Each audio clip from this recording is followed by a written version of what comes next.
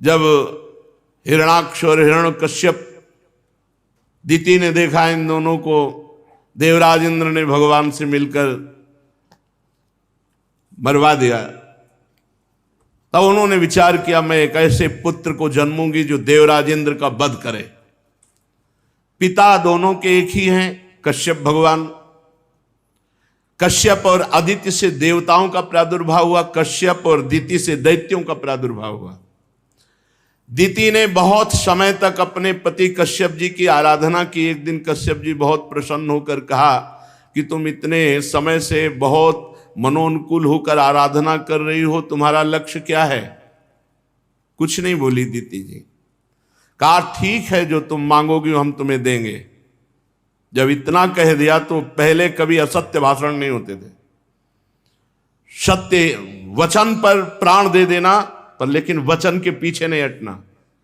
तब दिति ने कहा भगवान मैं आपसे ऐसा पुत्र चाहती हूं जो देवराज इंद्र का वध कर दे। तो उनका अरे मैं भगवान की मोहिनी माया में फंस गया और त्रिभुवनपति अपने पुत्र का वध करने का वरदान दूं अपनी ही पत्नी को।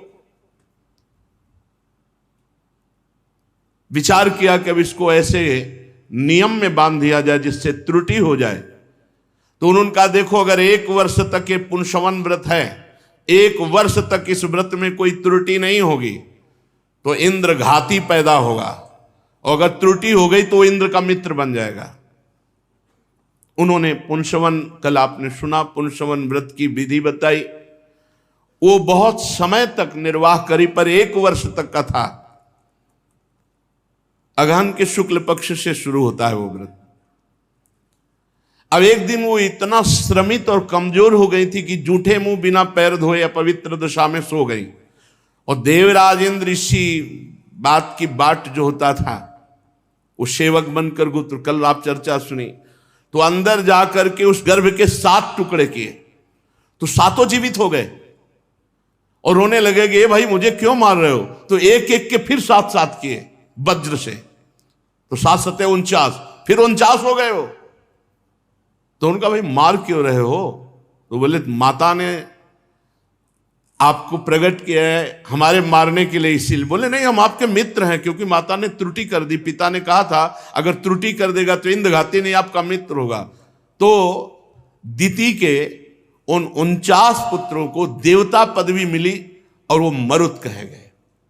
मरुदगण महान बलशाली ये वायु स्वरूप है। जिस समय हनुमान जी महाराज लंका में आग लगा रहे थे उस समय 49 प्रकट हुए थे।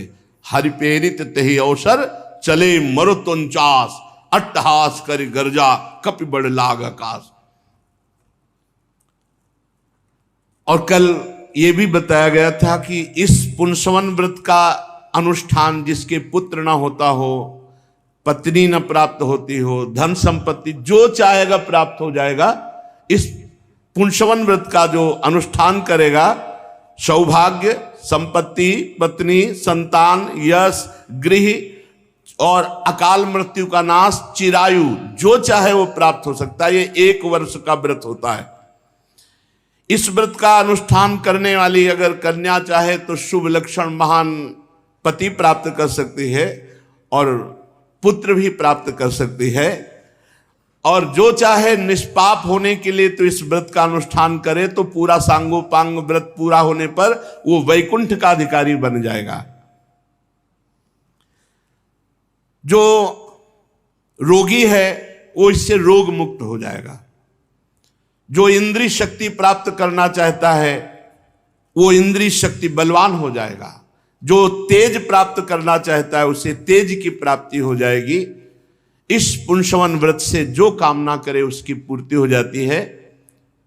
और मरुद गणों की उत्पत्ति और देवराज इंद्र के साथ मित्रता का ये जो प्रसंग सुनता है उसके पाप नष्ट हो जाते हैं और भगवान की भक्ति प्राप्त होती है। श्री परीक्षित जी ने पूछा भगवान सुखदेव जी से कि हमने सुना है भगवान सम है, सम बराबर सबसे प्यार करते हैं, किसी से कम ज्यादा नहीं करते। भगवान का कोई अप्रिय नहीं है और ना कोई प्रिय है। सम है भगवान।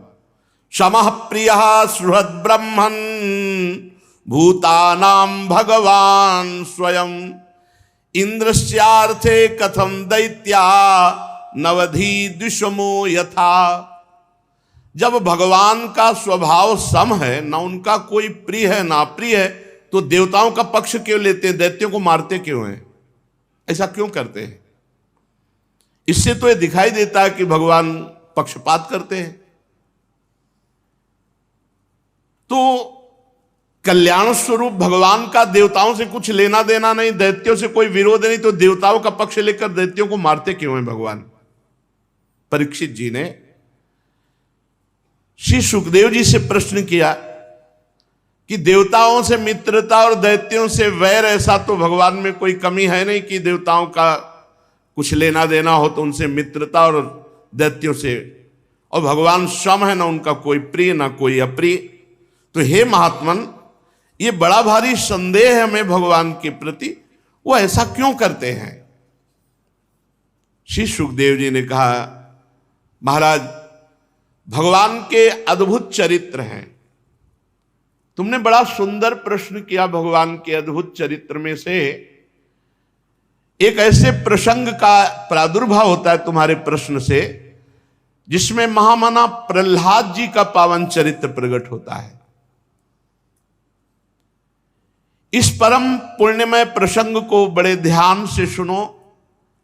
नारद आदि बड़े बड़े महात्मा जन इसका गान करते हैं, और हमारे पिता भगवान श्री कृष्ण द्वैपायन व्यास देव जी ने इस पावन चरित्र का गान किया है, उन्हीं से मैंने सुना है। भगवान त्रिगुणातीत हैं, सतोगुण रजोगुण तमोगुण के अधीन जीव होता है, भगवान नहीं। इसलिए भगवान को निर्गुण कहा गया। भगवान कभी जन्म नहीं लेते हैं, प्रकट होते हैं, इसलिए भगवान को आजन्मा कहा गया। और भगवान इन नेत्रों से दिखाई नहीं देते हैं सब जगह, इसीलिए उनको अव्यक्त कहा गया। प्रकृति से परे हैं, इसीलिए परमात्मा कहा गया। ऐसा होने पर भी भगवान अपने भजने वालों का पक्ष लेते हैं और अपने भजने वालों से विरोध करने वाले से द्वेष करते दिखाई देते हैं। जो भगवान का आश्रय लेता है, यही भ्रम बाली जी को भी हो गया था। बाली जी ने प्रभु से कहा, जब बाण छाती पे लगा तो कहा, मैं बैरी सुग्रीव प्यारा, कारण कवन। क्योंकि बचपन से हम दोनों सगे भाई हैं, हम जानते हैं कि कभी कितना है पूजा पाठ आपका किया है, भजन किया, हम जानते हैं कुछ नहीं, जैसे हम तैसे ये। क्या कारण है? तो भगवान ने कहा कि तुम्हें पता नहीं कि ये मेरी शरण में हो गया है, और शरणागत का मित्र मेरा मित्र और शरणागत का बैरी मेरा बैरी, इस कारण तुम्हें मारा। फिर साधारण उपदेश भगवान ने, असाधारण बात शरणागति की और साधारण बात ये कही, अनुज बधू भगनी सुत नारी सुन सठिए कन्या समचारी, इन्हीं कुदृष्टि बिलोके जोई ताई बधे कछु पाप न होई। प्रधान बात, शरणागत का मित्र मेरा मित्र, शरणागत का बैरी मेरा बैरी। सतोगुण रजोगुण तमोगुण ये प्रकृति के गुण हैं, परमात्मा के नहीं। इन तीनों गुणों की एक साथ ही घटती बढ़ती नहीं होती, क्रमशः होती है। जिस समय भगवान सतोगुण की वृद्धि करना चाहते हैं, उस समय देवता ऋषियों का पक्ष लेते हैं, और जब रजोगुण की वृद्धि करना चाहते हैं तब दैत्यों का पक्ष लेते हैं, और जब तमोगुण की वृद्धि करना चाहते हैं तो यक्ष राक्षसों को अपना बल देते हैं। ये तीनों लीलाएं उन्हीं की हैं, और ये भूतल में भी देखने को मिलती हैं। जिस समय दैत्य स्वभाव वालों की वृद्धि होती है तो कोई जोड़ नहीं होता उनके सामने, पूरे हाहाकार मचा देते हैं। भगवान के सिद्धांत, भगवान के मंदिर, भगवान के भक्त सबको विध्वंस करते, क्योंकि उस समय राक्षसी भाव को भगवान ने अपनी शक्ति दे दी। तीन भाव हैं, सतोगुण, रजोगुण, तमोगुण, जिस समय जिस गुण की वृद्धि करना चाहते। तो अब तर्क करने वालों के लिए क्यों म्यों की तो जगह है नहीं यहां। भगवान क्यों ऐसा करते? भगवान की मौत, भगवान का खेल है, सृजन, पालन और संहार। जैसे व्यापक अग्नि काष्ठ में छुपी रहती है, मंथन करने पर प्रकट हो जाती है, ऐसे भगवान सर्वत्र हैं। विचार रूपी मंथन, साधना रूपी मंथन, तप रूपी मंथन, तो भगवान को जहां से चाहो प्रकट कर लो। विचारशील पुरुष हृदय में मंथन करके समस्त माया जनित वस्तुओं का बाध करके अंतर्यामी रूप से भगवान को प्राप्त कर लेता है। जब परमेश्वर इस सृष्टि का निर्माण करना चाहते हैं, बहुत ध्यान से सुनोगे तो संशय खत्म हो जाएंगे, तब अपनी इच्छा रूपी माया से अपने आप में रजोगुण स्वीकार करके और अपने आप की सृष्टि कर लेते हैं। माया क्या है? इच्छा। अपनी इच्छा रूपी माया से अपने आप में रजोगुण की सृष्टि करके अपने आप का विस्तार कर लेते हैं। और जब विचित्र योनियों में रमण करना चाहते हैं तो शतोगुण का विस्तार करके पालन पोषण भोग विलासिता से, और जब शयन करना चाहते हैं तो तमोगुण को स्वीकार करके विनाश कर लेते हैं। किसका? अपने आप का। अपने आप से अपने आप को समेट लेते हैं, यही विनाश है। भगवान सत्य संकल्प, ये शुद्ध ज्ञान है, अगर समझ में आ जाए तो, मलिन हृदय में समझ में नहीं आएगा। भगवान सत्य संकल्प हैं, उनका ये सृष्टि चक्र चल रहा है। राजन, ये काल स्वरूप भगवान जब सत्व में वृद्धि करना चाहते हैं तो देवताओं ऋषियों का पक्ष ले लेते हैं और दैत्यों का संहार करते हैं। और यही जब रजतम की वृद्धि करना चाहते हैं तो दैत्यों का पक्ष लेते, खदेड़ देते स्वर्ग से देवताओं को भी। ये खेल इनका चलता है। इस विषय में देवर्षि नारद ने बड़े प्रेम से एक इतिहास कहा था। ये उस समय की बात है जब राजसूय यज्ञ तुम्हारे यहां हो रहा था, तो तुम्हें ध्यान होगा उस समय तुमने प्रश्न किया था। उस महान राजसूय यज्ञ में हे राजा युधिष्ठिर, तुमने प्रश्न किया कि चेदुपाल जो शिशुपाल है ये भगवान को गालियां दे रहा था। भगवान श्री कृष्ण को गिन गिन कर गालियां दे रहा था, बड़े कड़वे शब्द बोल रहा था। लेकिन जब 100 पूरे हो गए तो भगवान ने सुदर्शन चक्र के द्वारा, तो वो श्रेष्ठ सभा में देखते देखते भगवान में ही लीन हो गया और भगवान से द्वेष करता था। तब युधिष्ठिर जी ने पूछा कि बड़ी विचित्र बात है, ये भगवान को गाली देने वाला भगवान में कैसे समा गया? भगवान से जो द्वेष करता है, भगवान को गालियां देता है, उसको तो नरक मिलना चाहिए, ये भगवान में कैसे समा गया? ये तो बड़ी दिव्य गति हुई। तब नारद जी ने इसका रहस्य प्रकाशित किया।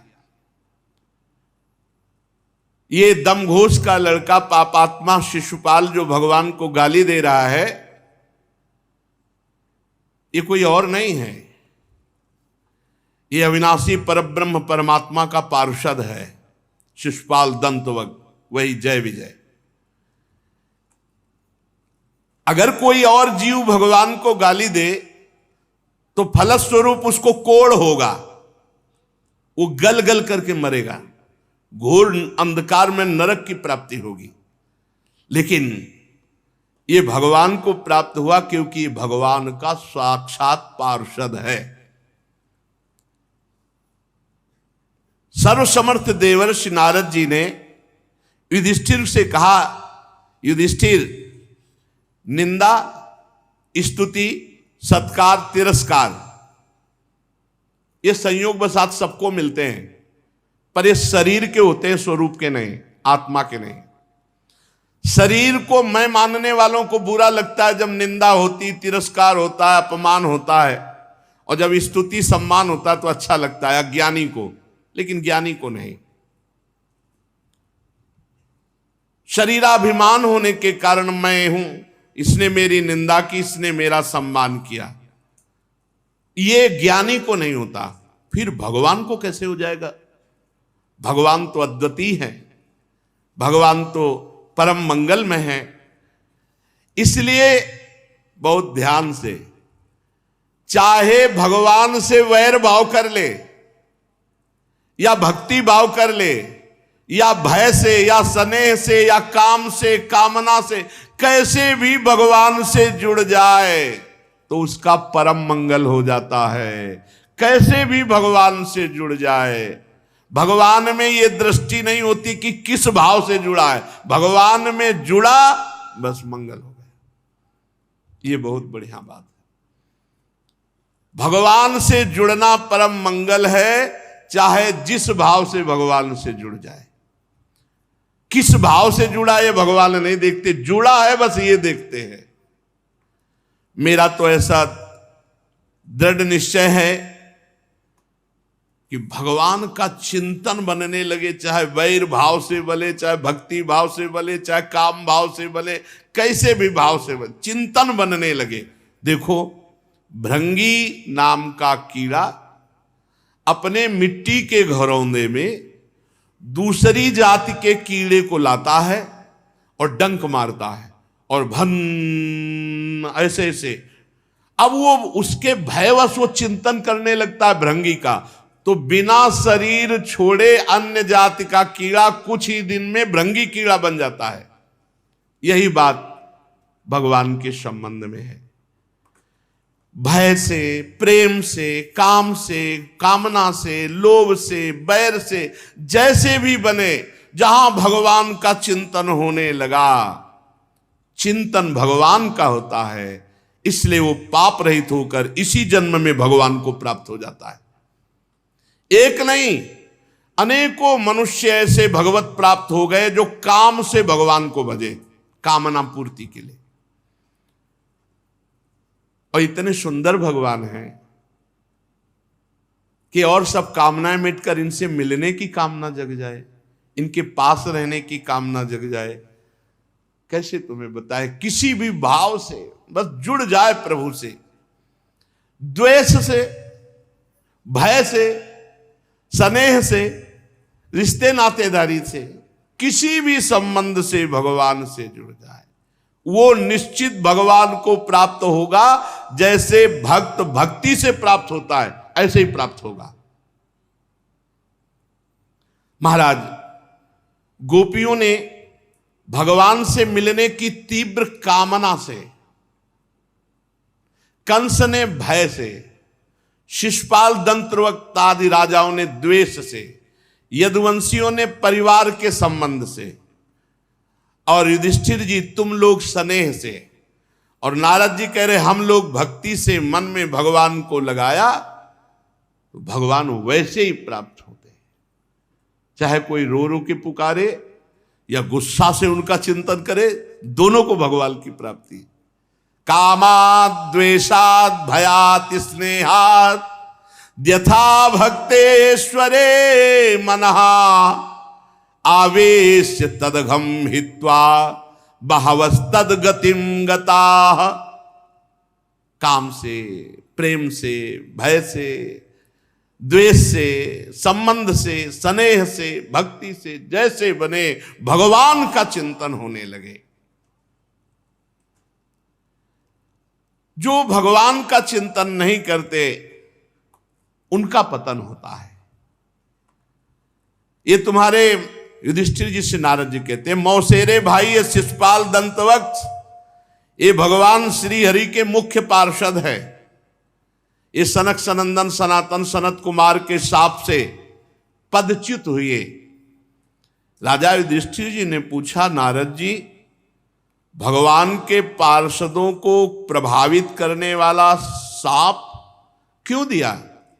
भगवान के पार्षदों से क्या गलती हो सकती है? भगवान के प्रेमी वैकुंठ में पहुंचने के बाद फिर जन्म मृत्यु? महाराज, ये बात तो अविश्वसनीय है। एक बार जो वैकुंठ पहुंच गया उसका आना नहीं हो सकता, जन्म मृत्यु नहीं हो सकती। वैकुंठ में रहने वाले सब भगवत स्वरूप है, फिर प्राकृत मनुष्य शरीर का संबंध, ये तो बहुत आश्चर्य की बात है। नारद जी ने कहा भक्त अपराध ही ऐसा होता है। वैकुंठ से भी गिरा दिया सनक सनंदन सनातन सनत कुमार का अपराध। अपने लोग मृत्यु लोक में रहकर गर्व करें और भक्त का अपमान कर दें, भक्ति की निंदा कर दें, भक्त अपराध वैष्णव अपराध। वैकुंठ से गिरा दिया 3 जन्म के लिए। नारद जी ने कहा एक दिन ब्रह्मा के मानस पुत्र शनकादि ऋषि तीनों लोकों में स्वच्छंद विचरण करते हुए वैकुंठ जा पहुंचे भगवान के दर्शन के लिए। सनक सनंदन सनातन सनत कुमार, वैसे तो ये सबसे पुराने पुरिखा हैं, ये सबके सृष्टि में प्रथम सर्ग सनक सनातन, ये जो सनत कुमार सनंदन, ये प्रथम सर्ग है सबके पुरिखा पर रहते हैं 5 वर्ष की आयु के, और वस्त्र नहीं पहनते, दिगंबर रहते, नंग धड़ंग। अब जे ही वैकुंठ के द्वार पे गए 5 वर्ष के बालक, सोई बेत लगा दिया जय विजय ने। अब भगवान की इच्छा, ब्रह्मबोध संपन्न महापुरुष के हृदय में क्रोध कहां से आ सकता है? पर लीला बिहारी जब लीला करना चाहते हैं तो कर्तुम अकर्तुम अन्यथा कर्तुम है। द्वैत बुद्धि रहित ब्रह्मबोध संपन्न महापुरुष को क्रोध आ गया। द्वैत के बिना क्रोध नहीं आ सकता। जब तक द्वैत है तभी क्रोध आता है। तो ब्रह्मबोध संपन्न महापुरुष के हृदय में भी द्वैत प्रकट कर दिया, ये भगवान की लीला। क्रोधित हो गए और द्वारपालों से जय विजय से कहा असपन कुपिता एवं युवाम वासम न चारह था रजस्तमोभ्याम रहिते पादमूले मधुद्विषा पापिष्ठा मासुरीम योनिम बालिशो यातमाश्वतः। भगवान श्री हरि के चरण तो त्रिगुणातीत हैं और तुम उन्हीं के समीप रहते हो। ये रजोगुण तमोगुण जैसी चेष्टा क्यों की? तुमने बेत क्यों लगा दिया? भाई वैकुंठ में कोई और जा ही नहीं सकता भगवान की इच्छा के बिना। और फिर वैसे ही ना कोई झूला है ना कोई बेग है, कुछ नहीं, नंग धड़ंग हरिशरणम हरिशरण। तो शंका किस बात की हो गई? क्यों बेत लगा दिया? भगवान की इच्छा के बिना यहां कोई आ नहीं सकता। और भाई ये हो कि हमें चेक करना था आपको, तो दिगंबर है, नंग धड़ंग 5 वर्ष की अवस्था के। तुमने अपराध किया ना, मजाक किया ना, उसका तुम्हें दंड मिलेगा। सनक सनंदन सनातन सनत कुमार जी ने शाब्द पापिष्ठा मासुरीम योनिम बालिशो यातमास्वता, जाओ पापमयी असुर योनि को प्राप्त हो जाओ। साप देते ही वैकुंठ से नीचे गिरने लगे जय विजय। तब हाथ जोड़कर कहा कृपालु महात्माओं, इसको सीमा में तो कर दो, सीमा में कर दो। तो उनका सीमा में करते 3 जन्म तुम असुर भाव को प्राप्त होगे, फिर वैकुंठ में आओगे। तो वही हे युधिष्ठिर दिति के पुत्र हुए हिरण्यकश्यप और हिरणाक्ष, दैत्य और दानवों के समाज में दोनों महाबली सर्वश्रेष्ठ। भगवान ने 2 रूप धारण किए। हिरणाक्ष को वाराह रूप धारण करके और नरसिंह रूप धारण करके हिरण्यकश्यप को मारा। हिरण्यकश्यप ने अपने पुत्र प्रहलाद को भगवत प्रेमी जब देखा कि ये भगवत प्रेमी है तो मार डालने का उपाय किया, बहुत सी यातनाएं की, परंतु प्रहलाद सर्वात्मा भगवान श्री हरि के परम पावन चरणों में समर्पित समदर्शी महापुरुष, अटल शांति उनके हृदय में थी।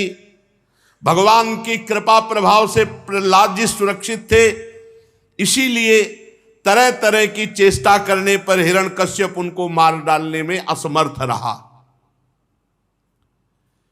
युधिष्ठिर वही दूसरे जन्म में विश्रवा मुनि के केशनी के गर्भ से रावण और कुंभकर्ण के रूप में पैदा हुए।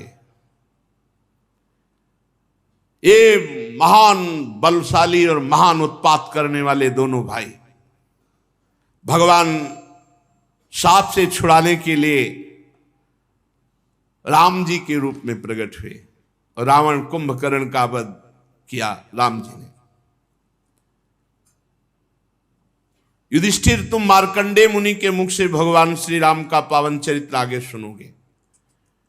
वही दोनों जय विजय इस तीसरे जन्म में शिशुपाल और दंत्रवक्त के रूप में हुए।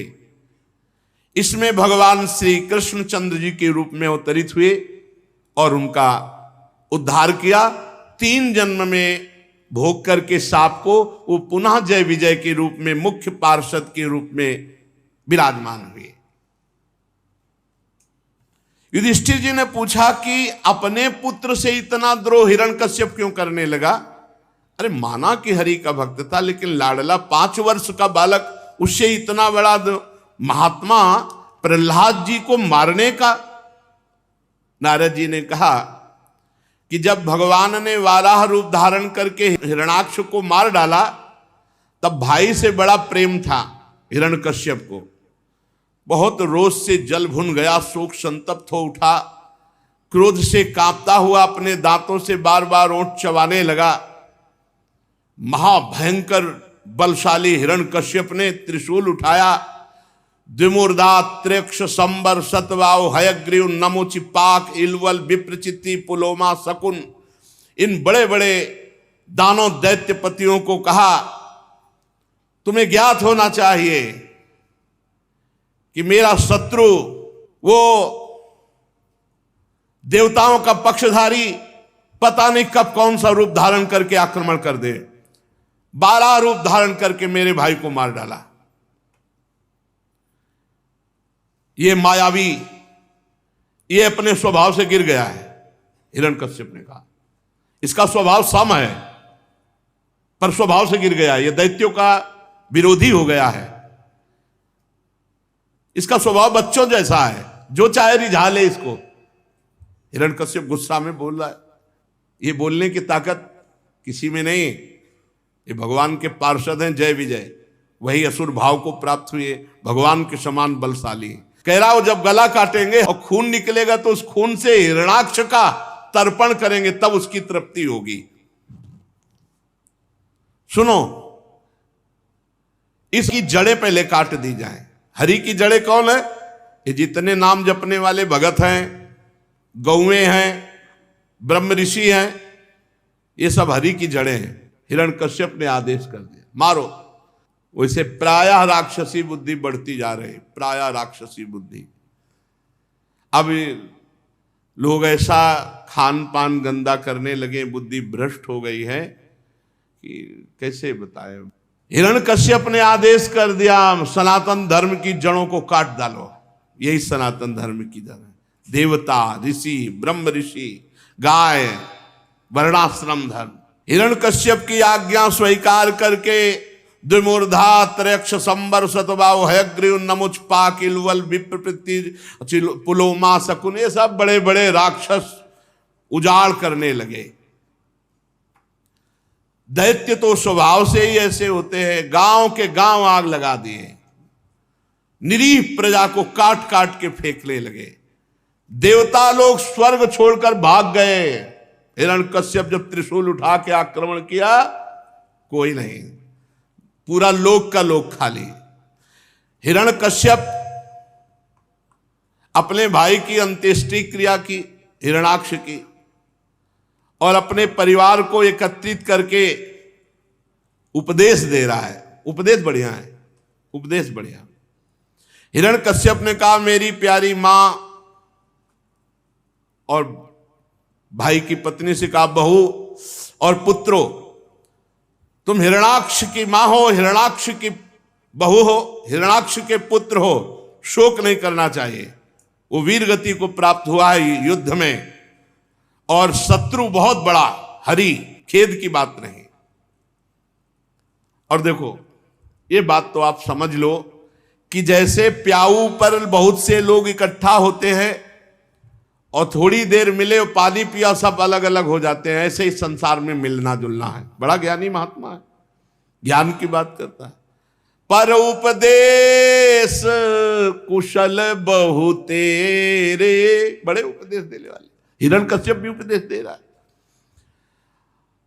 वास्तव में माताजी, बहू जी और पुत्रों, ये आत्मा नित्य है, अविनाशी है, शुद्ध है, सर्वगत है, सर्वज्ञ है। ये देह इंद्रिय अंतःकरण से पृथक है आत्मा। अरे इतना जोर का ज्ञान, ब्रह्मबोध, भगवान का पार्षद है ना। अपनी अविद्या का प्रभाव देखो कि अपने स्थूल सूक्ष्म शरीर को अपना मान करके आत्मा भ्रमित हो गया। जैसे हिलते हुए पानी में प्रतिबिंब हिलता नजर आवे तो चंद्रमा नहीं हिलता, सूर्य नहीं हिलता, ऐसे ही दुख सुख में मन जब हिलता है तो आत्मा में कोई फर्क नहीं पड़ता, लेकिन मन में तदात्म होने के कारण वो दुख सुख का भोक्ता बन जाता है। इसका कोई संबंध नहीं दुख सुख से, मान अपमान, जन्म मृत्यु से आत्मा का। ये जन्म मृत्यु, शोक, चिंता अविवेक के कारण होती, विवेक नहीं है इसलिए ऐसा होता है, अज्ञान के कारण। देखो तुम लोग शोक मत करो, आत्मा शोक करने योग्य नहीं है। हम तुमको एक इतिहास सुनाते हैं, मरे हुए मनुष्य के संबंधियों के साथ यमराज की बातचीत। तुम लोग ध्यान से सुनो, तुम्हारा दुख दूर हो जाएगा। उशीदर देश में एक बड़ा यशस्वी राजा था, उनका नाम था सुयज्ञ। लड़ाई में शत्रुओं ने उसे मार डाला तो उसके भाई बंधु घेर कर बैठकर रो रहे थे। रानियां छाती पीट रही थी, हा नाथ मैं तो अभागिनी हो गई, बेमौत मारी गई, ऐसे बार बार उनके छाती में हाथ मार के रो रही थी। कोई उनके चरणों में, कोई उनकी छाती में हाथ रखकर क्रंदन कर रहे थे। हाय विधाता तू बड़ा क्रूर है, हम पर दया नहीं की, हमारे पति को मार दिया। ऐसा यमराज को बड़ी दया आई, वो प्रकट हुए और कहा बड़े आश्चर्य की बात है, पर प्रकट हुए एक बालक के वेश में और कहा बड़े आश्चर्य की बात है कि तुम लोग हमसे सयाने हो और फिर भी रो रहे हो। क्या पहली बार कोई मरा है? यहां सबको मरना पड़ता है, इसका नाम मृत्यु लोक है, और जो मरता है वो यहां से जाता है। रोने की जरूरत क्या है? तुम लोग क्यों रो रहे हो? ये जहां से आया वहां चला गया, तुमको भी जाना है, एक ना एक दिन हमको भी जाना है। फिर ये झूठा मूठा रोने का नाटक क्यों कर रहे हो? हम तो बच्चे हैं, लाख गुना अच्छे हैं, हमारे कोई माँ बाप नहीं, शरीर में हमारे पर्याप्त बल नहीं, पर हमें कोई चिंता नहीं, क्योंकि मैं जानता हूं हरि रक्षक है, हरि ही पालन करेगा। जो गर्भ में रक्षा की वही बाहर भी रक्षा करेगा, और जो जन्मा है वो मरेगा निश्चित। इसलिए रोना क्यों? रोना बिल्कुल ठीक नहीं बनता। रानियों,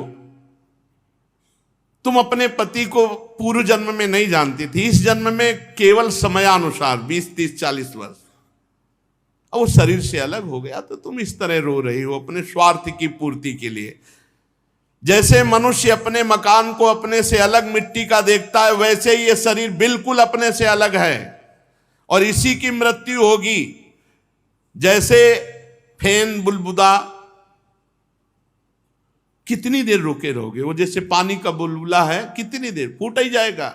अंजुली में पानी कितनी देर निकल ही जाएगा। पत्ते में लटकी हुई बूंद कितनी देर गिरी जाएगी। ऐसे ही मरना ही है, आज नहीं तो कल मरना है, सबको यहां मरना है। तुम शोक क्यों कर रहे हो? तुम अगर परिचय की बात कर रहे हो तो जिसका परिचय प्राप्त किया वो शरीर तुम्हारे आगे पड़ा है, और जिससे परिचय नहीं तो उसके लिए रोया क्यों जाए? जीवात्मा से परिचय नहीं था तो बिना परिचय से रोए क्यों? जिसका परिचय है वो सामने पड़ा है तो फिर उससे बनता नहीं रोना। पर अज्ञान, ये अज्ञान जड़ देह में ममता कर लेने के कारण 5 ज्ञानेंद्री, 5 कर्मेंद्री, पंचभूतों से भले इस शरीर में मैं मान करके जो वो ये बार बार जन्मेगा, मरेगा, रोएगा, क्लेश प्राप्त करेगा। बहुत तरह से हिरण्यकश्यप ने बड़ा ज्ञान, इसीलिए प्रवचन का ज्यादा महत्व नहीं। अगर जीवन सही नहीं है, भजन नहीं है, तो प्रवचन करने मात्र से, लच्छेदार भाषण दे लेने मात्र से वो ब्रह्मबोध प्राप्त महात्मा या भगवत प्राप्त नहीं हो जाता है। नायमात्मा प्रवचने न लभ्या न मेधया न बहुना श्रुतेन। प्रवचन तो बहुत लोग कर लेते, हिरण्यकश्यप भी कर रहा है। अपने परिवार को हिरण्यकश्यप ने कहा, ना कोई अपना है ना कोई पराया है, ना कोई यहां सत्य है, सब मरना है। ये दुराग्रह है, बुद्धि का भेद है, इसलिए रोना बंद करो। बड़ा परमात्म तत्व का ज्ञान का उपदेश किया। नारद जी कहते हैं कि ये उपदेश केवल कर रहा है, आचरण में बिल्कुल एक भी बात नहीं। इसलिए उपदेश करता जो उपदेश करे वही आचरण में हो, तब तो ठीक, नहीं तो धन कमाने के लिए किया हुआ उपदेश उसका कोई महत्व नहीं। वो जड़ माया चैतन्य के जो बंधन से युक्त भाव, इसका भेदन नहीं कर सकता। उसका उपदेश जो रुपए के लिए, पैसे के लिए, सम्मान के लिए, केवल प्रवचन और आचरण में उतारना कुछ नहीं। ऐसे प्रवचन तो बहुत लोग दे रहे हैं, हिरण्यकश्यप भी प्रवचन दे रहा है। जब तक भजन नहीं है, जीवन भगवान से नहीं जुड़ा है, जीवन सत्यमय नहीं है, जीवन प्रपंचातीत होने के लिए व्याकुल नहीं है, तब तक प्रवचन क्या है? वो केवल एक वाग्विलास मात्र है। वो केवल वाग्विलास मात्र है। बड़े लच्छेदार प्रवचन हो, लेकिन आचरण नहीं, भगवान से चित्त नहीं जुड़ा, वैराग्य संसार से नहीं, तत्व का बोध नहीं, तो क्या? नारद जी कह रहे, युधिष्ठिर जी, हिरण्यकश्यप ऐसा समझा बुझा करके उसने सोचा मैं वैसी तपस्या करूंगा कि जिससे मेरे सामने संसार में कोई भी खड़ा होने की ताकत न रखे। मैं ऐसा वरदान मांगूंगा, अजर हो जाऊंगा, अमर हो जाऊंगा, और फिर इस हरि से लड़ूंगा। इसलिए मंदराचल की घाटी में जाकर अत्यंत दारुण तपस्या करने लगा। दोनों हाथ ऊपर उठाकर आकाश में दृष्टि जमाकर और पैर के एक अंगूठे के बल खड़ा होकर घोर तपस्या करने। दोनों हाथ उठाकर आकाश में दृष्टि जमाकर एक पैर के अंगूठे के बल खड़ा होकर घोर तपस्या करने लगा। इतना तपस्या किया कि देवता लोग थर्रा गए उसकी तपस्या से। तपस्या के धुएं से पूरा त्रिभुवन तापित हो गया। ऐसा हिरण्यकश्यप, नीचे ऊपर सब लोगों में हाहाकार मच गया, इतनी भारी तपस्या की। फिर तपस्या से ऐसी तेजमयी अग्नि पैदा हुई कि समुद्र खौलने लगा, पर्वत डगमगा गए, दसों दिशाओं में हाहाकार मच गया, इतनी भारी तपस्या। हिरण्यकश्यप की तपोमयी आग, कोई भी लोक ऐसा नहीं जहां जलन न पैदा कर दी। घबरा करके भगवान ब्रह्मा जी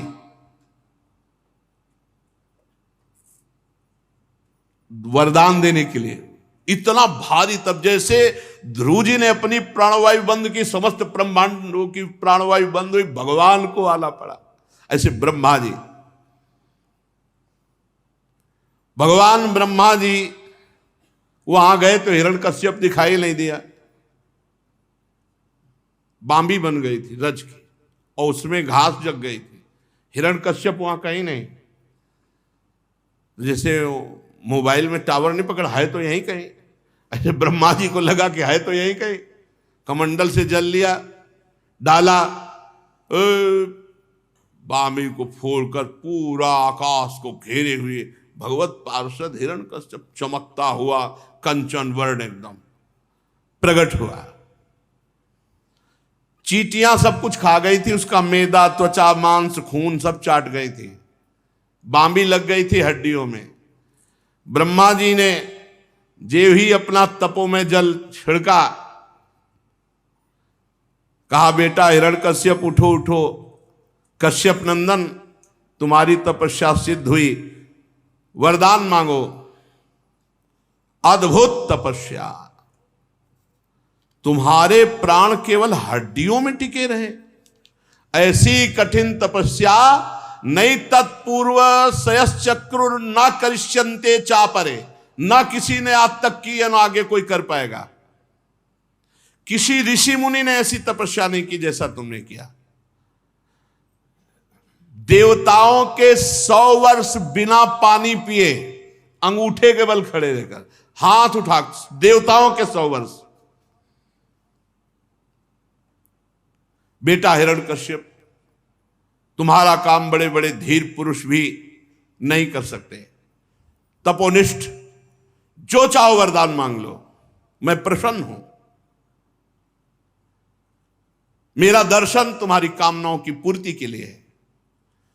ब्रह्मा जी जब ऐसा कहा, महाबलशाली, चमत्कार, तेजमय हंस पर खड़े हुए ब्रह्मा जी कहा अंजलि बांधकर, भगवान आप मुझे वरदान देने के लिए आए हैं, तो आप पूरे त्रिभुवन के रचयिता हैं, इंद्रियों के स्वामी हैं, आप ही सब यज्ञ स्वरूप है। अभीष्ट वर देना चाहते हैं तो मुझे ये वर दीजिए, आपकी जितनी रचना है किसी से न मरो, ब्रह्मा की रचना से ही न मरो। प्राणी से, चाहे प्राणी हो, मनुष्य हो, पशु हो, देवता हो, दैत्य हो, अस्त्र हो, शस्त्र हो, नागादि, किसी से मेरी मृत्यु न हो, ब्रह्मा के रचे हुए किसी भी। फिर और घर के बाहर ना हो, घर के भीतर ना हो, दिन में ना हो, रात्र में ना हो, आपके बनाए हुए किसी भी प्राणी के अतिरिक्त किसी जीव से ना हो, अस्त्र से ना हो, शस्त्र से ना हो, पृथ्वी में ना हो, आकाश में ना हो। ऐसा वरदान मांग रहे, मतलब मृत्यु नहीं हो सकती, ब्रह्मा के बनाए हुए किसी प्राणी, पदार्थ, वस्तु, व्यक्ति, स्थान से नहीं हो सकती, घर के बाहर नहीं हो सकती, घर के भीतर नहीं हो सकती, आकाश में नहीं हो सकती, पृथ्वी में नहीं हो सकती, दिन में नहीं हो सकती, रात्रि में नहीं हो सकती, जीव से नहीं हो सकती, निर्जीव से नहीं हो सकती। मैं समस्त प्राणियों का एक क्षत्र सम्राट बन जाऊं, त्रिभुवन का, इंद्रादि लोकपाल सब मेरे से भयभीत हो, ऐसा वरदान दीजिए। कोई भी तपस्वी योगी का साप वरदान हमारे ऊपर लागू ना हो, ये सब मुझे दीजिए। भगवान ब्रह्मा जी कहा कि बेटा, यद्यपि तुमने बहुत दुर्लभ वर मांगे हैं, पर मैं विवश हूं, तुम्हें वरदान देता हूं। जैसा जैसा तुमने मांगा, ताते में दुर्लभा पुंसाम यान वृणी से वरान मम तथापि वितराम्यंग वरान यद्यपि दुर्लभान। जाओ, दिया तुम्हें दुर्लभ वर। ब्रह्मा के बनाए हुए किसी रचे हुए पूरे संसार से तुम्हारी मृत्यु नहीं होगी, ना जीव से, ना निर्जीव से, ना बाहर, ना भीतर, ना ऊपर, ना नीचे, ना दिन में, ना रात में, पूरे वरदान प्राप्त कर लिए। अब तो जो वरदान प्राप्त होने के बाद हिरण्यकश्यप का तेज बढ़ा और फिर भगवान की याद की कि हमारे भाई को मारने वाला हरि। आप त्रिशूल उठाया और भगवान को मारने के लिए भागा। कहाँ मिलेंगे भगवान? शेष चर्चा आगे खोज ले, इसको खोज ले, कितना खोजेगा। अभिमान से भगवान नहीं मिलते, दैन्यता से भगवान मिलते हैं। श्री राधा वल्लभ लाल की जय।